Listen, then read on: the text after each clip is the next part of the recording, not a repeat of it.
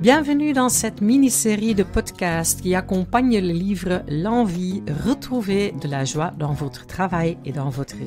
Dans ce podcast, je vous mets en avant 6 thématiques qui, selon nous, Make Me Fly, sont pertinentes pour les salariés, les indépendants et les entreprises. Parce que dans notre vision, le travail doit être productif, amusant et significatif. Je suis Else de Boete, auteure du livre et avec ma collègue Rila Lissens, fondatrice de Make Me Fly. Dans cet épisode, je vous parle de ce qu'il faut pour se sentir comme un poisson dans l'eau au travail et donc les outils que vous avez en tant que responsable ressources humaines ou manager. Nous allons nous concentrer principalement sur la synergie entre la personne et le contexte du travail. Mais commençons par un petit exercice. Avez-vous déjà vécu cette expérience, ce sentiment formidable d'être vraiment dans votre élément sur le plan professionnel? Je l'espère, bien sûr. Vous vous rappelez comment se passaient les journées à l'époque? Comment se sont passées les relations entre vous et vos collègues? Comment avez-vous parlé de votre travail lorsque quelqu'un de l'extérieur vous a posé des questions sur le sujet? Et qu'est-ce qui vous a fait vous sentir si bien dans votre élément à l'époque? Était-ce le contenu de votre travail? Avec qui vous avez collaboré? Était-ce l'autonomie, l'atmosphère, autre chose? Et, à titre d'expériment secondaire, avez-vous déjà été vraiment mal à l'aise professionnellement? Comment l'avez-vous remarqué? Et plus important, que manquez-vous alors? Lorsque l'on réunit tous ces éléments, avec un peu plus de travail en profondeur, bien sûr, on arrive à une sorte de formule professionnelle. Voici dont j'ai besoin pour être vraiment dans mon élément et pour pouvoir donner le meilleur de moi-même. Et n'est-ce pas ce que nous souhaitons tant qu'employés ou comme employeurs, que les gens soient dans leur élément au point de donner le meilleur d'eux-mêmes et d'y prendre plaisir même. Cela peut sembler un peu opportuniste, mais nous voulons vraiment garantir que tout le monde y gagne. Nous recevons parfois des réponses cyniques à ce sujet. Ensuite, les gens disent des choses comme « Mais le travail, ce n'est pas du tout un choix libre, vous devez juste travailler pour couvrir vos dépenses. » Et je réponds toujours « vous n'êtes pas obligé. Vous pouvez aussi vivre dans une tente dans le jardin de vos parents ou de vos amis, ce qui ferait une grande différence financière. » C'est un peu une blague, mais aussi un peu sérieux. Cette idée de choix libre et donc d'engagement positif envers une organisation est encore assez étrange pour certaines personnes et pourtant c'est possible. Mais n'hésitez pas à nous appeler naïfs. Par expérience, nous savons que les personnes qui se sentent bien dans leur peau au travail sont plus productives, qu'elles peuvent mieux se concentrer, qu'elles se sentent mieux physiquement et mentalement et souffrent moins de problèmes liés au stress tels que l'hypertension ou le burn-out, qu'elles sont capables de construire des relations positives, ce qui contribue à l'atmosphère et qu'elles travaillent à leur épanouissement personnel.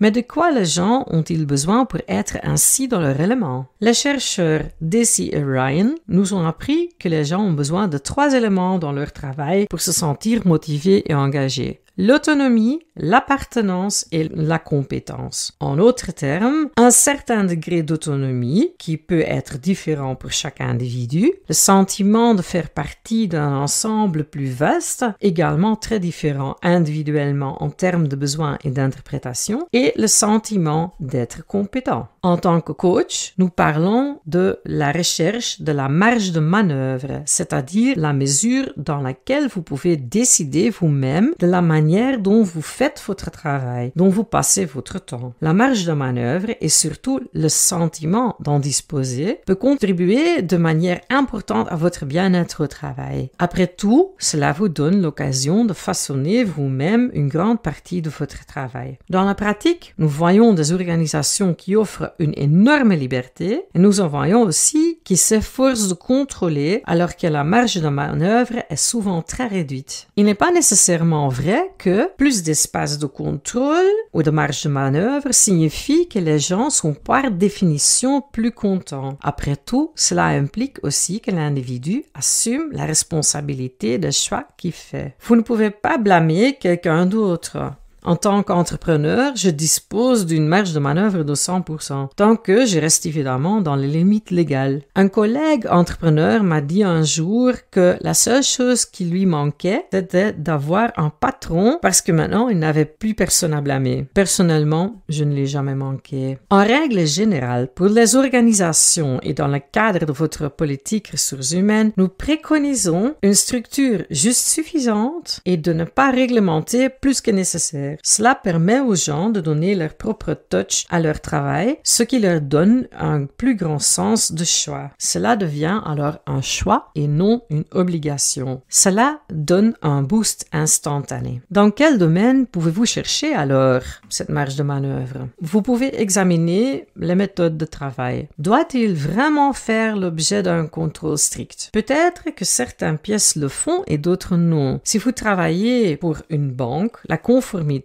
est très importante. C'est donc pas négociable, mais cela ne veut pas dire que vous ne pouvez pas avoir liberté dans quoi que ce soit. Ou le pouvez-vous? Qu'est-ce qui fait la différence pour cet individu? Une autre approche ne serait-elle pas tout aussi bonne? Vous pouvez considérer aussi l'efficacité. Dans notre propre organisation, nous nous efforçons de ne jamais rendre les choses plus difficiles que nécessaire. Nous sommes aussi constamment à la recherche de moyens technologiques pour nous faciliter la vie. Dans son livre Zéro effort, ou Effortless si vous préférez le lire en anglais, l'auteur Greg McKeown nous apprend à toujours demander comment quelque chose peut être facile. Si vous permettez aux gens de choisir le chemin le plus efficace sans contourner les lois ou les règles de sécurité bien entendu, ils sont moins stressés et gardent plus de temps à consacrer à d'autres tâches. D'ailleurs, ce livre est vraiment à lire. Et pour ceux qui aiment l'écouter en conduisant, en pliant le linge ou en cuisinant, vous pouvez aussi l'écouter. Vous pouvez également examiner la façon dont vous répartissez les tâches au sein de votre équipe en fonction de l'intérêt et du niveau de compétence. Les gens sont beaucoup plus motivés pour faire des choses difficiles si elles les intéressent. Considérez simplement le nombre de choses difficiles que vous avez maîtrisées vous-même parce que cela vous fascinait ou parce que vous y preniez plaisir. Il peut également y avoir des variantes dans les relations au travail. Avec qui travaillez-vous? Tout n'y est pas malléable, évidemment, mais parfois les gens veulent simplement pouvoir choisir avec qui ils travaillent pour un projet, simplement parce que cela fonctionne bien, parce qu'ils sont complémentaires, parce qu'ils sont bien assortis. Dire que vous devriez pouvoir bien travailler avec tout le monde, c'est un mythe. Pour nous, le minimum est que vous devez être capable de réaliser une relation fonctionnellement viable, ce qui peut impliquer un certain apprentissage qui vous permet d'atteindre l'objectif. Mais ça ne veut pas dire que vous en tirez de l'énergie. Et les collaborations qui demandent beaucoup d'énergie sont d'ailleurs une des raisons pour lesquelles les gens changent d'emploi. Enfin, il existe une marge de manœuvre pour déterminer où et quand vous travaillez. Les gens ont besoin de temps pour s'échapper de leur travail, à moins qu'ils n'aimaient vraiment le faire.